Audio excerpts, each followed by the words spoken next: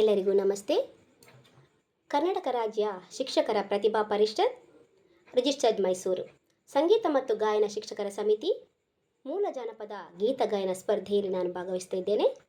ನನ್ನ ಹೆಸರು ಸುನಂದ.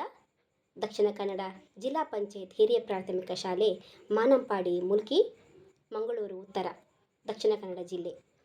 ನಾನೀಗ ಮಲೆ ಮಹದೇಶ್ವರನಿಗೆ ಸಂಬಂಧಿಸಿದ ಒಂದು ಮೂಲ ಜನಪದ ಗೀತೆಯನ್ನು ಹಾಡ್ತಾ ಇದ್ದೇನೆ.